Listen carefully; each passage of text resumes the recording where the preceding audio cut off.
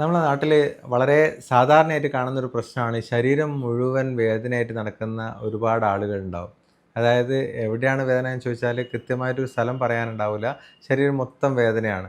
എന്നാലോ നമ്മൾ ഒരുപാട് ടെസ്റ്റുകൾ ചെയ്തു, കുറേ ഡോക്ടർമാരെ കാണിച്ചു, വലിയ കെട്ടുമായിട്ട് നമ്മൾ ഇത്രയും വലിയ കെട്ടുമായിട്ടാണ് ഈ ഒ.പിയിലേക്കൊക്കെ വരിക.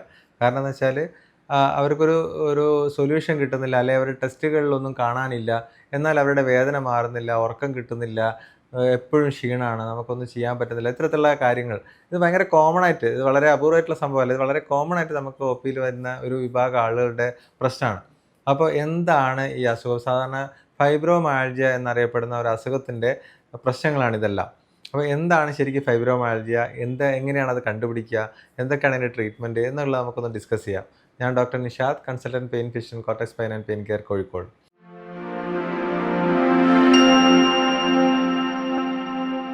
അപ്പോൾ യഥാർത്ഥത്തിൽ ഫൈബ്രോമയാൽജിയ എന്ന് പറഞ്ഞാൽ, ഫൈബ്രോമയാൽജിയ എന്ന് പറഞ്ഞാൽ ചിലപ്പോൾ പേര് പലരും കേട്ടിട്ടുണ്ടാവും. ചില ആളുകൾ ചിലപ്പോൾ ഇതുവരെ എന്താണ് സംഭവം എന്ന് കേട്ടിട്ടുണ്ടാവില്ല.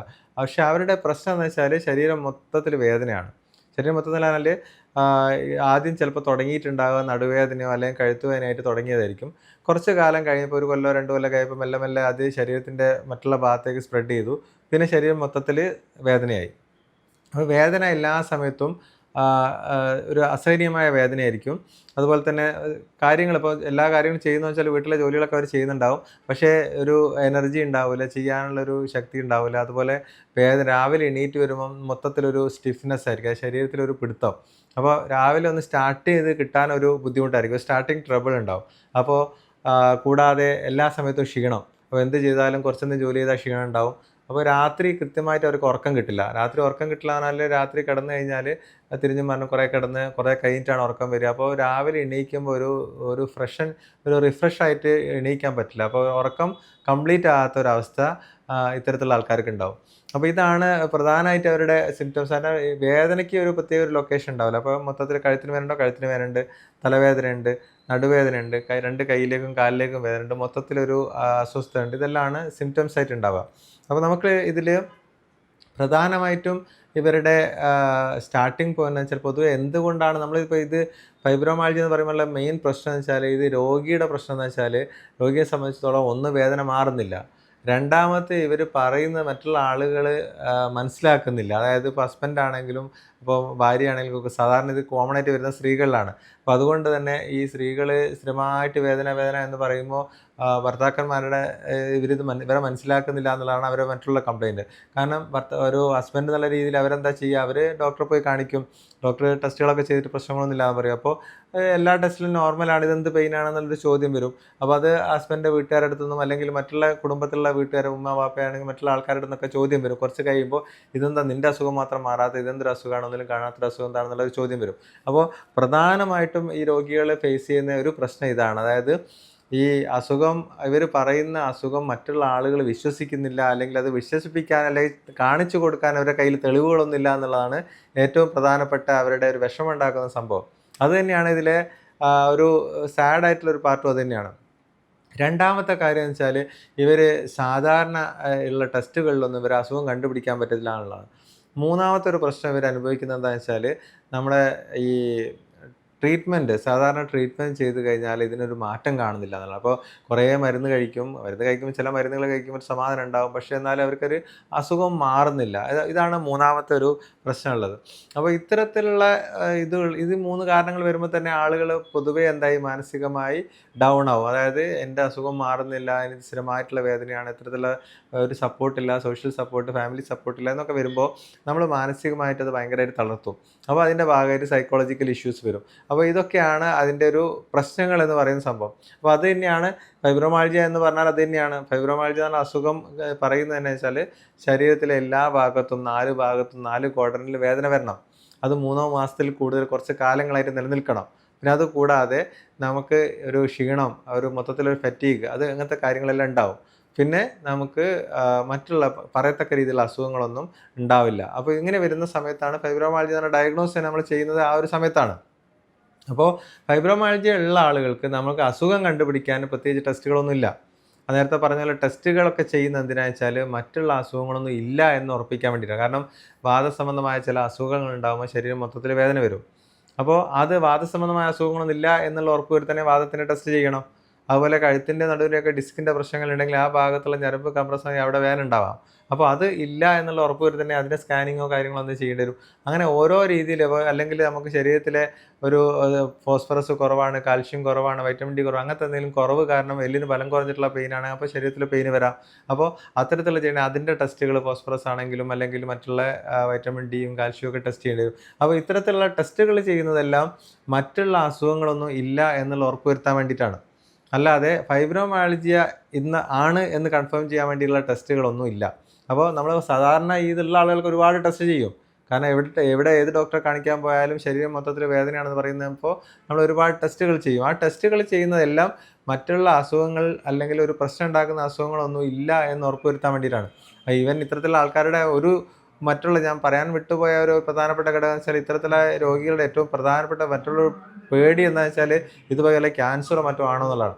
കാരണം ഇത് ഒരു ടെസ്റ്റിലും കാണാനും പറ്റുന്നില്ല, പെയിന് മാറുന്നില്ല, അത്തരത്തിലൊരു പ്രശ്നം വരുന്ന സമയത്ത് എല്ലാവർക്കും ഒരു പേടിയാണ്, ഇതൊരു ക്യാൻസർ മറ്റോ ആണോ എൻ്റെ അസുഖം. അപ്പോൾ അത് മറ്റൊരു പ്രശ്നമാണ്. അപ്പോൾ ടെസ്റ്റുകളിൽ കാണാത്തതുകൊണ്ട് അങ്ങനെ ഒരു പേടി കൂടി ഉണ്ടാവും. അപ്പോൾ ഇതിൽ ഫൈബ്രോമയാൾജിയ എന്ന അസുഖത്തിന് നമുക്ക് ഈ ഒരു ടെസ്റ്റുകളിലൊന്നും ഒന്നും കാണാനുണ്ടാവില്ല. അപ്പോൾ അതാണ് നമ്മൾ ആദ്യം മനസ്സിലാക്കുക. ടെസ്റ്റുകൾ നോർമൽ എന്ന് പറഞ്ഞാൽ നിങ്ങൾക്ക് ഫൈബ്രോമയാൾജിയ ഇല്ല എന്നല്ല അതിൻ്റെ അർത്ഥം. നിങ്ങൾക്ക് മറ്റുള്ള അസുഖങ്ങളൊന്നും ഇല്ല എന്നുള്ളതാണ്. അതായത് നമുക്ക് വാദസംബന്ധമായ അസുഖങ്ങളോ അല്ലെങ്കിൽ മറ്റുള്ള പ്രശ്നങ്ങളുള്ള അസുഖങ്ങളൊന്നും ഇല്ല എന്നുള്ളതാണ് ടെസ്റ്റുകൾ നോർമൽ എന്ന് പറയുമ്പോൾ കാണിക്കുന്നത്. അപ്പോൾ ഫൈബ്രോമയാൾജിയ നമുക്ക് ക്ലിനിക്കലി ഈ പറഞ്ഞ കുറേ പോയിന്റുകൾ നോക്കിക്കഴിഞ്ഞാൽ ഡോക്ടർക്ക് മനസ്സിലാകുന്ന ഒരു അസുഖമാണ് ഫൈബ്രോമയാൾജിയ. അപ്പോൾ ഫൈബ്രോമയാൾജിയ ഡയഗ്നോസ് ചെയ്ത് കഴിഞ്ഞാൽ പിന്നെ നമുക്ക് വേണ്ടത് എന്താണ് ഇതിൻ്റെ സൊല്യൂഷൻ എന്നുള്ളതാണ്.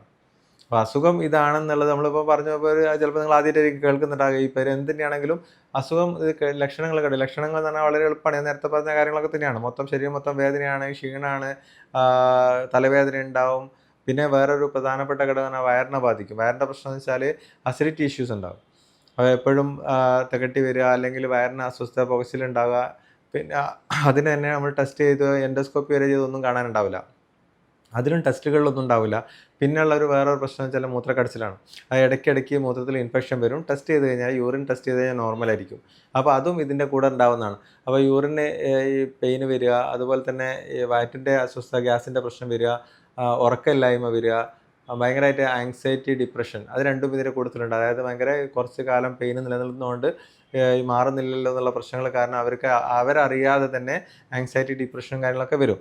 അപ്പോൾ അതും അതിൻ്റെ പാർട്ട് തന്നെയാണ്. അപ്പോൾ ഇതെല്ലാം കൂടി ഒരുമിച്ച് കൂടുന്ന ഒരു അസുഖത്തിനാണ് ഫൈബ്രോമയാൾജിയ എന്ന് പറയുന്നത്. അപ്പോൾ ഇതൊക്കെ ആ അസുഖത്തിൻ്റെ പാർട്ടാണ്. അപ്പോൾ നമ്മൾ പലപ്പോഴും എന്താ സംഭവിക്കുക വെച്ചാൽ വയറിന് ഗ്യാസ്ട്രോനെ കാണിക്കുന്നുണ്ടാവും, മൂത്രത്തിൻ്റെ പ്രശ്നത്തിന് യൂറോളജിസ്റ്റിനെ കാണിക്കുന്നുണ്ടാവും, തലവേദനയ്ക്ക് ഇത് ന്യൂറോളജിസ്റ്റിനെ കാണിക്കുന്നുണ്ടാവും. അപ്പോൾ അതിൻ്റെ കൂട്ടത്തിൽ മൊത്തം പെയിന് വേറെ ആളെയും കാണിക്കുന്നുണ്ടാവും. അപ്പോൾ ശരിക്കും ഈ രോഗി പല സ്പെഷ്യലിസ്റ്റുകളുടെ അടുത്ത് ഇങ്ങനെ ഓരോ അസുഖത്തിനായിട്ട് കാര്യങ്ങളും ഇതെല്ലാം കണക്റ്റഡ് ആയിട്ടുള്ള ഒറ്റ അസുഖത്തിൻ്റെ ഭാഗമാണെന്നുള്ള അവർക്ക് പലപ്പോഴും മനസ്സിലാകുന്നില്ല. അപ്പോൾ ഇത് ഫൈബ്രോമയാൾജിയ ആണെന്ന് അറിഞ്ഞു കഴിഞ്ഞാൽ, അതിൻ്റെ മെക്കാനിസം എന്താണെന്ന് അറിഞ്ഞു കഴിഞ്ഞാൽ നമുക്ക് മനസ്സമാധാനം ഉണ്ടാവും. എന്ന് വെച്ചാൽ നമുക്ക് ഇതാണ് നമ്മളെ അസുഖം, അത് പ്രശ്നമുള്ള അസുഖമല്ല, പേടിക്കാനുള്ള അസുഖമല്ല, അങ്ങനെ ഒരു ജീവന് ഭീഷണിയായിട്ടുള്ള അസുഖമല്ല ഫൈബ്രോമയാൾജിയ. പക്ഷേ നമുക്ക് എപ്പോഴും ഒരു ഇറിറ്റേഷൻ ഉണ്ടാക്കുന്ന, ഒരു അസ്വസ്ഥത ഉണ്ടാക്കുന്ന ഒരു അസുഖമാണ്. അപ്പോൾ ഇതിന് നമുക്ക് മെയിൻ മെക്കാനിസം എന്താണെന്ന് വെച്ചാൽ ഫൈബ്രോമയാൾജിയ മസിൽസിൻ്റെ പെയിൻ അല്ല. ബേസിക്കലി അതൊരു ന്യൂറോളജിക്കൽ ഡിസീസാണ്. അതായത് ഞരമ്പിൻ്റെ ഭാഗത്തുണ്ടാകുന്ന മാറ്റങ്ങൾ കാരണം ഉണ്ടാകുന്ന അസുഖമാണ് ഫൈബ്രോമയാൾജിയ. അപ്പോൾ തലച്ചോറിലും അതുപോലെ തന്നെ സ്പൈനൽ കോഡ് എന്ന് പറയുന്ന സ്ഥലത്തും ഉണ്ടാകുന്ന കെമിക്കൽ ചേഞ്ചസ് കാരണം ഉണ്ടാകുന്ന ഒരു അസുഖമാണ് ഫൈബ്രോമയാൾജിയ. അത് കുറേ കാലമായിട്ട് വേദന സഹിച്ചുകൊണ്ട് ആ ഭാഗത്തുണ്ടായ മാറ്റങ്ങൾ സെൻസിറ്റൈസേഷൻ എന്നാണ് നമ്മൾ ഇംഗ്ലീഷിൽ പറയുക. അപ്പോൾ ആ സെൻസിറ്റൈസേഷൻ വന്നതുകൊണ്ട് ഉണ്ടാകുന്ന പ്രശ്നമാണ് ഫൈബ്രോമയാൾജിയ. അപ്പോൾ നമ്മൾ ട്രീറ്റ് ചെയ്യുമ്പോൾ നമ്മൾ ഈ സെൻസിറ്റൈസേഷൻ നമ്മൾ തിരിച്ചു കൊണ്ടുവരണം. അതായത് തലച്ചോറിലും സ്പൈനൽ കോഡിലും ഉണ്ടായ മാറ്റങ്ങൾ നമ്മൾ തിരിച്ചു കൊണ്ടുവരണം. അല്ലാതെ മസിൽസ് നമ്മൾ എപ്പോഴും ഇങ്ങനെ ട്രീറ്റ് ചെയ്തുകൊണ്ട് മസിൽസ് റിലാക്സ് ചെയ്തുകൊണ്ട് മാത്രം നമുക്ക് പെയിന് മാറില്ല. അപ്പോൾ അതിന് വേണ്ടി നമുക്ക് വേണ്ടി വരിക പലപ്പോഴും മെഡിക്കേഷൻ വേണ്ടി വരും. അതായത് ഈ സ്പൈനൽ കോഡിലും ബ്രെയിനിലും ഉണ്ടായ ചേഞ്ചസ് മാറ്റാൻ വേണ്ടി നമുക്ക് മെഡിസിൻസ് എടുക്കാം. അതിന് മെഡിസിൻസ് ഉണ്ടാവും, അത് കഴിക്കാം. മെഡിസിൻ എടുത്തിട്ട് കുറവില്ലാത്ത ആൾക്കാർക്ക് ഇഞ്ചക്ഷൻ ട്രീറ്റ്മെൻറ്റ് ഉണ്ടാവും, അത് ചെയ്യാം. അത്തരത്തിലുള്ള കാര്യങ്ങൾ ചെയ്ത് അതൊന്ന് കൺട്രോൾ ചെയ്യുക. രണ്ടാമത് നമുക്ക് ചെയ്യാനുള്ള ഈ മസിൽസ് എല്ലാം ടൈറ്റായി കിടക്കുന്ന അല്ലെങ്കിൽ സ്പാസത്തിൽ വരുന്ന മസിൽസ് നമുക്ക് റിലീസ് ചെയ്യാൻ പറ്റും. അപ്പോൾ മയോഫേഷ്യൽ റിലീസ് അല്ലെങ്കിൽ മയോതെറാപ്പി എന്ന് പറഞ്ഞിട്ടുള്ള ട്രീറ്റ്മെൻറ്റ് ചെയ്ത് കഴിഞ്ഞാൽ മസിൽസ് എല്ലാം നമുക്ക് ആ ഫേഷ്യയും മസിൽസ് എല്ലാം റിലീസ് ചെയ്ത് കഴിഞ്ഞാൽ അവർക്ക് ഒരു പരിധി വരെ ആ മസിൽസിൻ്റെ പെയിന് കുറച്ച് കുറവുണ്ടാവും. അത് ഇതിൻ്റെ കൂടുതൽ നമ്മൾ ഫിസിയോതെറാപ്പിയിൽ വരുന്ന സംഭവമാണ്. അപ്പോൾ അത് നമ്മൾ ഇതിൻ്റെ കൂടുതൽ ആഡ് ചെയ്യണം. അപ്പോൾ മെഡിസിൻ മാത്രം എടുത്തുകൊണ്ട് ഇത് കംപ്ലീറ്റ് ആവില്ല. അപ്പോൾ ഇതിൻ്റെ കൂടെ ഫിസിയോതെറാപ്പിയും ഇത്തരത്തിലുള്ള കാര്യങ്ങൾ മയോതെറാപ്പിയൊക്കെ ചെയ്ത് കഴിഞ്ഞാൽ അതിന് ഇമ്പ്രൂവ്മെൻറ്റ് ഉണ്ടാവും. പിന്നെ അതുകൊണ്ട് തീരുന്നില്ല. അപ്പോൾ നമ്മൾ നേരത്തെ പറഞ്ഞ സൈക്കോളജിക്കൽ ആസ്പെക്റ്റ് ഉണ്ടാവും. സൈക്കോളജി എന്ന് പറഞ്ഞാൽ ഈ ഇവരുടെ പലപ്പോഴും ആൾക്കാർ ഇത് സൈക്കോ ആണെന്ന് പറയും. കാരണം വെച്ചാൽ പെയിൻ ടെസ്റ്റുകളൊന്നും കാണാത്തതുകൊണ്ട്. പക്ഷെ അത്തരത്തിലല്ല നമ്മളിവരെ കണക്കാക്കേണ്ടത്. ഇത് ഈ അസുഖത്തിൻ്റെ ഭാഗമായിട്ട് കുറേ കാലം പെയിൻ കൃത്യമായിട്ട് ക്രോണിക് പെയിനായിട്ട് മാറിയ ആൾക്കാർക്ക് അത് ഈ പറഞ്ഞ തലച്ചോറിലുണ്ടാക്കുന്ന മാറ്റങ്ങൾ കാരണം അവർക്ക് എന്താണ് ഡിപ്രഷനും ആങ്സൈറ്റിയും എല്ലാം വരും. അത് നമ്മൾ ട്രീറ്റ് ചെയ്യണം. അത് ട്രീറ്റ് ചെയ്യാനും മെഡിക്കേഷൻ നമുക്ക് കൊടുക്കാം. അതിൻ്റെ കൂട്ടത്തിൽ തന്നെ ഒരു സൈക്കോളജിസ്റ്റിൻ്റെ സഹായം നമുക്ക് ഇവർക്ക് ആവശ്യമുണ്ടാകും. ഇത്തരത്തിലുള്ള ആൾക്കാർക്ക് ഒരു സൈക്കോളജി എവാലുവേഷൻ ചെയ്യുന്നത് എപ്പോഴും നല്ലതാണ്. കാരണം നമ്മൾ എവിടെയാണെങ്കിലും ഇപ്പോൾ പുറത്തൊക്കെയാണെങ്കിലും നമ്മളെല്ലാവരും ഈ ഇത്തരത്തിലുള്ള രോഗികൾക്കെല്ലാം സൈക്കോളജിസ്റ്റ് നിർബന്ധമായിട്ടും കാണുന്നതാണ്. അപ്പോൾ സൈക്കോളജിസ്റ്റ് കണ്ടു കഴിഞ്ഞ് അവരുടെ ഒരു കൃത്യമായിട്ട് എവാലുവേഷൻ ചെയ്ത് അവർക്ക് എന്താണ് ഡിപ്രഷനാണോ ആങ്സൈറ്റി ആണുള്ളത് അതിനുള്ള കോപ്പിംഗ് സ്ട്രാറ്റജീസും മറ്റുള്ള കോഗ്നിറ്റീവ് ബിഹേവിയറൽ തെറാപ്പി പോലെയുള്ള ട്രീറ്റ്മെൻറ്റ് അതിൻ്റെ കൂട്ടത്തിൽ നമുക്ക് ആഡ് ചെയ്യാൻ പറ്റും. അപ്പോൾ അതുകൊണ്ടാണ് സൈക്കോളജിസ്റ്റ് കാണുന്നത്. അപ്പോൾ അത് ഇതിൻ്റെ കൂട്ടത്തിലുള്ള ഒരു ലിമ്പാണ്. അതായത് ഞാൻ നേരത്തെ പറഞ്ഞ മെഡിക്കേഷൻ കൊടുത്തു, ഫിസിയോതെറാപ്പി ചെയ്തു, അതിൻ്റെ കൂടെ സൈക്കോളജിസ്റ്റിനെ കാണിക്കാനുള്ളത് ഇത് മൂന്നാമത്തെ ലിമ്പാണ്. അതും കൂടി അതിൽ ആഡ് ചെയ്യണം. പിന്നെ നമുക്ക് വേണ്ടത് ജനറലായിട്ടുള്ള മൊത്തത്തിലുള്ള സപ്പോർട്ടാണ്. സപ്പോർട്ട് എന്ന് പറഞ്ഞാൽ രോഗിക്ക് തീർച്ചയായും വേണ്ടത് അവരുടെ ഫാമിലി സപ്പോർട്ടാണ്. അതായത് അവരുടെ സ്വന്തം ഫാമിലി എന്നുള്ള സപ്പോർട്ട് ഇല്ലാതെ ഒരിക്കലും ഈ ഒരു അസുഖത്തിന് നമുക്ക് തിരിച്ച് ട്രാക്കിലേക്ക് കയറാൻ ഭയങ്കര ബുദ്ധിമുട്ടാണ്. അപ്പോൾ ഒരു ഭാര്യയാണെങ്കിൽ ഭർത്താവിൻ്റെ ഒരു സപ്പോർട്ട് വേണം, അല്ലെങ്കിൽ അവരുടെ ഉമ്മമാരുടെ സപ്പോർട്ട് വേണം. അവരെല്ലാവരും സപ്പോർട്ട് ഉണ്ടാകുന്ന സമയത്ത് നമുക്ക് കുറച്ചുകൂടി പെട്ടെന്ന് തന്നെ അവർ റിക്കവർ ചെയ്യും. പിന്നെ അവർ കഴിയുന്ന ഏർലി ആസ് പോസിബിൾ നോർമൽ ലൈഫിലേക്ക് തിരിച്ചു വരിക എന്നുള്ളതാണ്. അതായത് നമ്മൾ കംപ്ലീറ്റ് വേദന മാറിയിട്ട് ഞാനിത് തുടങ്ങാം, അല്ലെങ്കിൽ എന്നിട്ട് എനിക്ക് എക്സസൈസ് ചെയ്യാം, അല്ലെങ്കിൽ എന്നിട്ട് എനിക്ക് ജോലി ചെയ്യാം, അങ്ങനത്തെ രീതിയിലേക്ക് നമ്മളെ ഒരിക്കലും മാറ്റി വെക്കാൻ പാടില്ല. ഈ അസുഖമുള്ള ആൾക്കാർ ട്രീറ്റ്മെൻറ്റ് എടുക്കുന്നതോട് കൂടെ തന്നെ മെല്ലെ മെല്ലെ തിരിച്ച് ട്രാക്കിലേക്ക് കയറണം. അതായത് നമ്മൾ എത്രത്തോളം പറ്റുമോ അത്രത്തോളം ആക്ടിവിറ്റീസ് നമ്മൾ സ്റ്റാർട്ട് ചെയ്യുക. അതുപോലെ ജനറലൈസ്ഡ് ആയിട്ട് നമുക്കൊരു മനസ്സിന് ആനന്ദം കിട്ടുന്ന രീതിയിലുള്ള ആക്ടിവിറ്റീസിൽ ഇൻവോൾവ് ചെയ്യാം. ഇപ്പോൾ ചില ആൾക്കാർക്ക് മ്യൂസിക് ആയിരിക്കും ഇഷ്ടം, ചില ആൾക്കാർക്ക് ജോഗിങ് ആയിരിക്കും ഇഷ്ടം, ചില ആൾക്കാർക്ക് എക്സസൈസ് ചെയ്യുന്നോ അല്ലെങ്കിൽ നീന്തലായിരിക്കും ഇഷ്ടം. അങ്ങനെ ഒരു ഇഷ്ടപ്പെടുന്ന ഒരു വ്യായാമ മുറയിലേക്കും അതുപോലെ തന്നെ ഒരു റിക്രിയേഷണൽ ആക്ടിവിറ്റീസിലേക്കും നമ്മൾ മാക്സിമം നമ്മൾ ഇടപെടുക. അത് വരുന്ന സമയത്ത് നമുക്ക് കുറേയൊക്കെ പെയിൻ അതിൽ നിന്ന് നമ്മളെ ശരീരത്തിൽ തന്നെയുള്ള എൻഡോർഫിൻസ് ഉണ്ട്, അതായത് പെയിനുകൾ കുറയ്ക്കുന്ന കുറേ ഹോർമോണുകളുണ്ട്, അതൊക്കെ റിലീസ് ചെയ്യാൻ ഇത് സഹായിക്കും. അപ്പോൾ അതും കൂടി അതിൻ്റെ കൂടുതൽ വന്നു കഴിഞ്ഞാൽ നമുക്ക് മെഡിസിൻസിൻ്റെ അളവ് വളരെ കുറയുന്നതാണ്. ഈ മറ്റുള്ള ലിംബുകളെല്ലാം ആക്റ്റീവായിട്ട് വരുന്ന സമയത്ത് നമ്മളെല്ലാ സൈഡും ചെയ്തുകൊണ്ട് വരുന്ന സമയത്ത് നമുക്ക് ആവശ്യമുള്ള മെഡിസിൻ്റെ അളവ് വളരെ കുറയുകയും നമുക്കുള്ള മാറ്റം കൂടുകയും ചെയ്യും. അപ്പോൾ ഇത്തരത്തിലുള്ളൊരു മൾട്ടി ഡിസിപ്ലിനറി ട്രീറ്റ്മെൻറ്റ് എന്ന് പറയുക, അതായത് പല രീതിയിലുള്ള സൈക്കോളജി, ഫിസിയോതെറാപ്പിസ്റ്റ്, മെഡിസിൻ, അതുപോലെ ഈ എക്സസൈസ് കാര്യങ്ങളെല്ലാം കൂടി വന്നിട്ടുള്ള ഒരു മൾട്ടി ഡിസിപ്ലിനറി ട്രീറ്റ്മെൻറ്റ് ചെയ്ത് കഴിഞ്ഞാൽ നമുക്ക് ഫൈബ്രോമയാൽജിയ ഒരു പരിധി വരെ നമുക്ക് നോർമൽ ട്രാക്കിലേക്ക് തിരിച്ചു കൊണ്ടുവരാൻ പറ്റും. ഒരു കാര്യം അറിയുക, ഇത് ഒരു ഒറ്റ ദിവസം കൊണ്ട് മാറ്റാൻ പറ്റുന്ന ഒരു അസുഖമല്ല. കുറച്ച് മാസങ്ങളെടുത്ത് ട്രീറ്റ്മെൻറ്റ് എടുത്ത് കൃത്യമായി ഫോളോ അപ്പ് ചെയ്ത് മെല്ലെ മെല്ലെ തിരിച്ച് നോർമൽ ലെവലിലേക്ക് കൊണ്ടുവരാൻ പറ്റുന്ന ഒരു അസുഖമാണ് ഫൈബ്രോമയാൽജിയ. അതുപോലെ ഒറ്റ ദിവസം കൊണ്ട് മാറ്റാൻ പറ്റുന്ന കാര്യമല്ല. അതുകൂടാതെ ട്രീറ്റ്മെൻറ്റ് മെഡിസിൻ ആണെങ്കിലും ഫിസിയോതെറാപ്പി ആണെങ്കിലും എക്സസൈസ് ആണെങ്കിലും എല്ലാം കുറച്ച് കാലം നമ്മൾ കണ്ടിന്യൂസ് ആയിട്ട് കണ്ടിന്യൂ ചെയ്യേണ്ടി വരും. അപ്പോൾ അത് ചെയ്യുമ്പോൾ നമുക്കിത് നോർമലാണ്. അപ്പോൾ ഇത് മാറില്ലേ എന്നുള്ള ചോദ്യത്തിന് തീർച്ചയായും മാറും. അത് ഈ കംപ്ലീറ്റ് ആയിട്ട് സീറോ പെയിൻ എന്നുള്ള അവസ്ഥയിലേക്ക് എത്തുക എന്നുള്ളതല്ല. നമുക്ക് വേദനകളൊക്കെ മാറി നമ്മളെ കാര്യങ്ങളൊക്കെ ചെയ്യാൻ പറ്റുന്നൊരവസ്ഥയിലേക്ക്, നമുക്ക് നല്ലൊരു ഫാമിലി ലൈഫ് നയിക്കാൻ പറ്റുന്നൊരവസ്ഥയിലേക്ക് തിരിച്ചു വരിക എന്നുള്ളതാണ് ഇതിനെക്കൊണ്ടുള്ള മാറ്റം.